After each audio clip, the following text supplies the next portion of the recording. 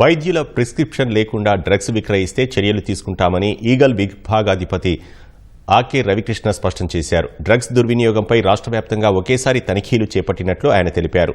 Operation గరుడలో భాగంగా DGP ఆదేశాల మేరకు తనిఖీలు చేపడుతున్నట్లు వెల్లడించారు. మెడికల్ షాపులు, ఏజెన్సీల్లో ఐజీ ఈగల్ టీం తనిఖీలకు సంబంధించి ఆకే రవికృష్ణతో ఈటీవీ ముఖాముఖి ఇప్పుడు. అంటే కేవలం గాంజా మాత్రమే కాదు, ఔషధాల మాటున దాగి ఉన్నటువంటి నిషేధిత వాటిని ప్రిస్క్రిప్షన్ లేకుండా మందులు ఇస్తూ ఉన్నారు. దీనిపైన పక్కా సమాచారం అందుకున్నటువంటి పోలీసులు, అదేవిధంగా ఈగల్ సిబ్బంది రాష్ట్ర వ్యాప్తంగా దాడులు నిర్వహిస్తున్నారు. గత కొద్ది రోజుల నుంచి వీటిపైన ప్రత్యేక నిఘా ఉంచడం, అదేవిధంగా సమాచారం కూడా పక్కా సమాచారంతో రాష్ట్ర వ్యాప్తంగా కొన్ని బృందాలు ఏకకాలంలో దాడులు చేస్తూ ఉన్నాయి. ప్రస్తుతం మనతోటి ఈగల్ విభాగాధిపతి రవికృష్ణ ఉన్నారు. వారిని అడిగి పూర్తి వివరాలు తెలుసుకుందాం. చెప్పండి సార్, ఎటువంటి సమాచారం మీకు ఉంది?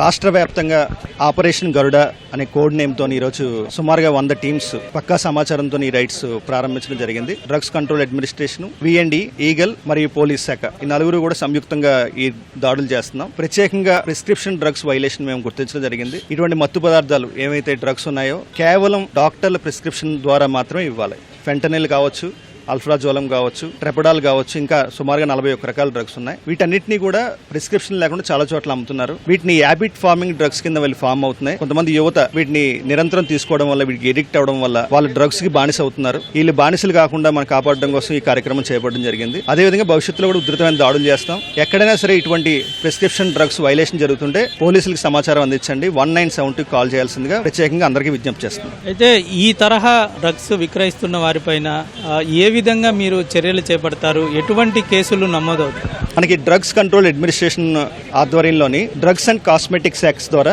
వాళ్ళ కేసులు నమోదు చేస్తారు. ఈ అల్ఫ్రాజోలం కానీ, ఫెంటనిల్ కానీ, ఈ ట్రెపడాల్ కానీ ఇటువంటి డ్రగ్స్ కమర్షియల్ క్వాంటిటీలో కనుక ఎక్కడైనా ఇల్లీగల్గా పట్టుబడితే ఇంకా ఎన్డీపీఎస్ చట్టంలో కూడా మేము కేసులు నమోదు చేయొచ్చు. వన్స్ ఎన్డీపీఎస్ చట్టంలో కేసులు నమోదు చేస్తే దాంట్లో సుమారుగా 10 నుంచి 20 సంవత్సరాలు జైలు శిక్ష పడే అవకాశం ఉంటుంది. ప్రస్తుతం ఎన్ని రకాల ఔషధాలని మీరు గుర్తించారు? ఇప్పుడు ప్రస్తుతం ఇక్కడ ఈ షాప్లో ఎలా ఉంది? సుమారుగా 46 రకాల ఈ డ్రగ్స్ ప్రిస్క్రిప్షన్ లేకుండా ఎట్టి పరిస్థితుల్లో ఇవ్వడానికి అవకాశం లేదు. ఇవి మత్తు కలిగించే డ్రగ్స్ ఇవన్నీ కూడా. ఇక్కడ మనకి అల్ఫ్రాజోలం అని చెప్పేసి కొన్ని స్ట్రిప్స్ దొరికినాయి.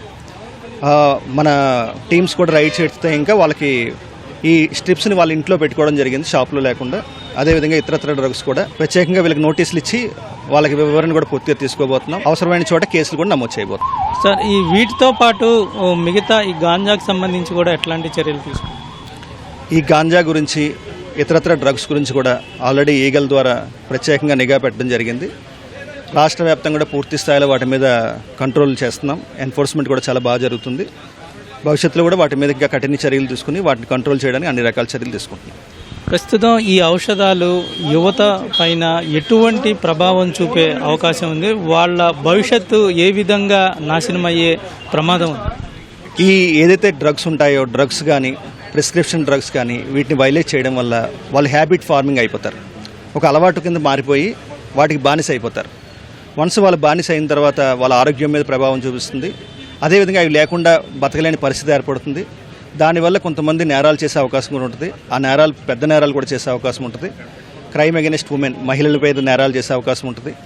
డబ్బుల కోసం ఏవైనా చేసే అవకాశం ఉంటుంది. కాబట్టి దీన్ని మనం చాలా గట్టిగా, కఠినంగా తీసుకోవాల్సిన అవసరం ఉంది. భవిష్యత్తులో కూడా ఇటువంటి సమాచారం ఎక్కడున్నా సరే ప్రజలందరినీ మేము ఒకటే విజ్ఞప్తి చేస్తున్నాం. 1972 కాల్ చేసి చెప్పండి. మీ ప్రాంతంలో ఇట్లాగా ఎవరైనా సరే ఇటువంటి ప్రిస్క్రిప్షన్ లేకుండా డ్రగ్స్ తీసుకుంటున్నారు, హ్యాబిట్ ఫార్మింగ్ అయింది, కొన్ని ఇంజెక్షన్స్ తీసుకుంటున్నారు, అటువంటి పబ్లిక్ ప్లేసులు ఎక్కడ జరిగినా సరే మీకు సమాచారం ఉన్నప్పుడు మాకు తెలియజేయాల్సింది కోరుతున్నాం. ఔషధ దుకాణాలకు మీరు ఎటువంటి సూచనలు జారీ చేస్తారు? ఔషధ దుకాణాలకు మేము ఒకటే చెప్తున్నాం. మీరు ఏమైతే రూల్స్ ఉన్నాయో, డ్రగ్ కంట్రోల్ అడ్మినిస్ట్రేషన్ వాళ్ళు ఇచ్చిన రూల్స్, రెగ్యులేషన్స్ కఠినంగా పాటించండి. ప్రిస్క్రిప్షన్ లేకుండా దయచేసి డ్రగ్స్ అమ్మద్దు. మీరు అలా అమ్మడం వల్ల కొంతమంది యువత నాశనం అవుతున్నారు. మీకు ఎవరైనా సరే మీకు బలవంతంగా వచ్చి మాకు డ్రగ్స్ అమ్మాలి అని చేసి ఎవరైనా సరే మీకు బలవంతం చేస్తుంటే ఇంకా మా సమాచారం పోలీసులకు ఇవ్వండి. మేము వాళ్ళని కూడా కౌన్సిలింగ్ సెంటర్కి వాళ్ళకి పంపించి చర్యలు తీసుకుంటాం. ఇది ఈగల్ ఐజీ రవికృష్ణ చెప్తోంది.